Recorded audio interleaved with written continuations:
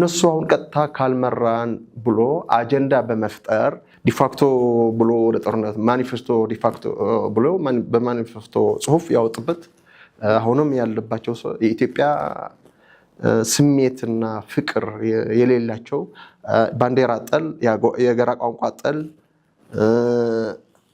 የብሔራዊ ጥቅምና አንድነት ጠል የሆኑ ሰዎች ኢትዮጵያ ባጀቷ ብቻ የሚጠቀሙ የሚፈልጉ ብቻ ስሟን እያጣጣሉ የሚኖር ሰዎች በመሆናቸው ይህንን ጊዜያዊ አስተዳደር ራሳቸውን ታደሰ ሽሞ ሲያበቁ አሁንን ምክር ቤት አምጥቶ አጀንዳ ለመፍጠር ማይንድ ሽፍት ለማድረግ በቃ አንድ አጀንዳ ያመጡልና እሷን እስከምታልቅ ድረስ ስፔሻሊ እየተጫወቱ ይቆያሉ።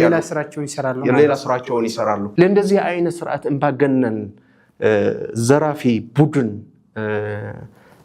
ዲሞክራታይዜሽን የሌለው ዘመናዊ መሳፍንት የምንለው ጸረ መሳፍንት ታገየ መሬት ላራሽ አሳውጄ በእኩልነት ያመጣው የሚል አርቲፊሻል ንግግሩን ተግባሩ ግን ሌላ የሆነ ስርዓት ሊፈጠር ይሄም አንፈቅድም ሊሆንም አይችልም። የወለዱትን ልጅ አርቆ አስቀምጦ ሴፍት አድርጎ እነሱን እስከቻሉት የሚሸሹበትን ነገር አማቻችቶ ሰርቫይቫል እስከመጨረሻ የሚያደርጉት ነገሮች አማቻችቶ ይሄ መናገር አዲስ አይሆንም። ህልም ሆኖ ነው ግን የሚቀረው።